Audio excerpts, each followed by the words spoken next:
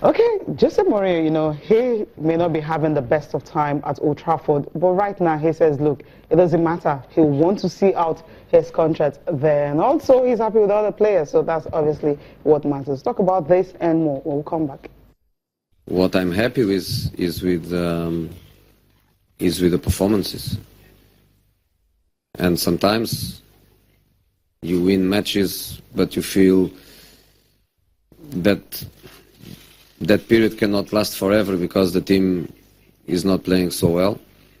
Other times you don't have good results, but you have the feeling that the way the team plays, the good results, they have to arrive sooner or later. So yes, I'm happy with the teams. I have a very good feeling towards the players.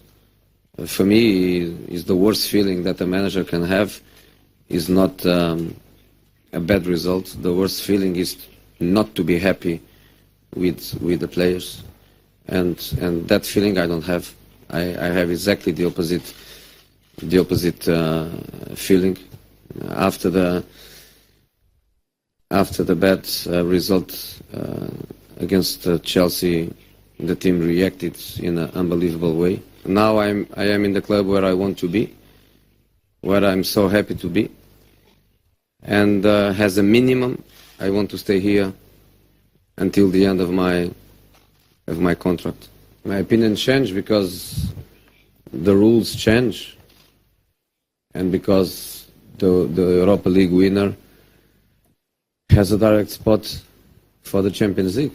So in the last couple of years, Europa League for the big clubs has a different meaning because it's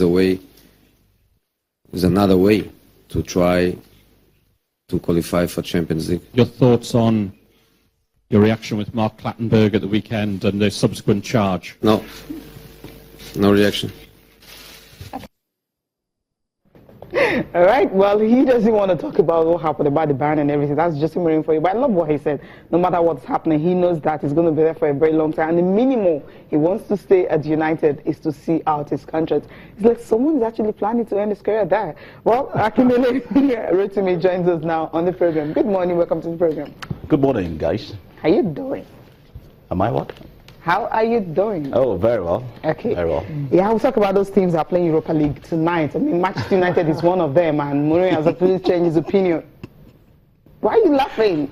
Jose has changed his opinion about Europa League because, when you get to win Europa League right now, you get to play in the Champions League, especially when you don't finish in the top 4. So his opinion will have to change.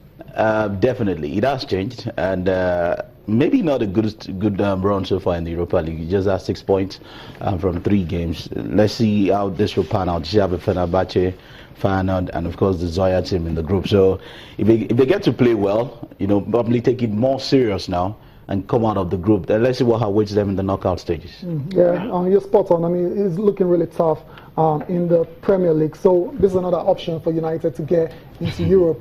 That is the Champions League, and they're top of the group actually, so they're not doing too badly, So, they played today against Fenerbahce. The first leg, 4-0, very convincing. 4-1 actually. Van Persie scored a goal in that one, very convincing. But this time they go to Turkey. I mean, we know how hellish you can get in Turkey. It might be pretty difficult tonight. What we saw at Old Trafford the last time out, maybe defensive errors by Fenerbahce, and then they considered 2 quick penalties that probably hampered their game plan.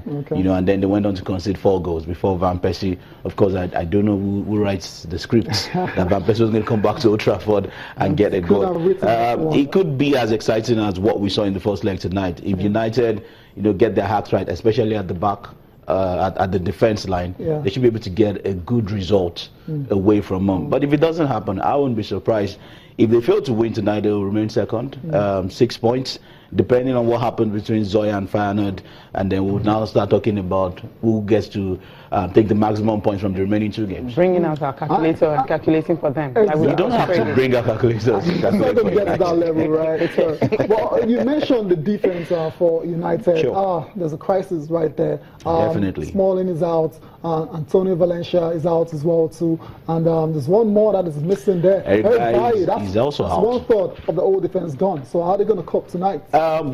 Yesterday, there are reports that Phil Jones might come in, but Mourinho's worry was how fit is the Phil Jones? Yeah. You know, coming back to the United fold. He says, using his words now, I can't even remember the last time he had a good run. Yeah. And that might be a worry. We might probably get to see a Daily Blind, you know, in the heart of the defense again. Maybe a Marcus Rojo coming back, and then you have a Luke Shaw playing in the left back position, and probably a Damian who didn't really do badly against Burnley. He might just get to feature tonight again. So you look at all of this and you feel, yes, they still have the personnel to hold their own in the back line, but for Fenerbahce, the Turkish side now, they can actually exploit that back line if United doesn't get too convincing, especially when it comes to defending tonight.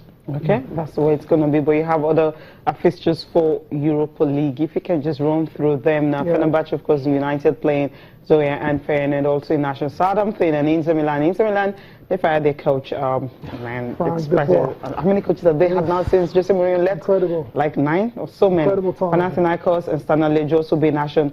Austria Vienna and AS Roma will also be in action tonight in the Europa League fixtures. But the big one everyone is just looking forward to is Southampton and Inter Milan. It's going to be huge and big because Inter Milan, with their coach leaving after how many games, it's going to be very tough. Very tough. Okay, from there now, move straight to Champions League. Some games were played, last night. What Real Madrid practically escaped. They have a guy who is more like Ozil, not like Ozil, but Ozil gave Arsenal a win, but he gave Real Madrid a draw. Man, it was becoming embarrassing. Gareth Bale started a minute into it, and Karim Benzema scored, and something happened, and like, what's happening to Real Madrid? And they were on the verge of losing that one. Let's just go through the results. Cecilia, 2 goals from Radamel Falcao helped Monaco beat CSK Moscow to maintain the lead in Group E. In that particular one there, while Bayer Leverkusen, beat Tottenham 1-0 at Wembley. Yeah, it's Wembley, so it's not. Yeah, so the hoodoo continues for Tottenham. They're flirting with the Europa League right now.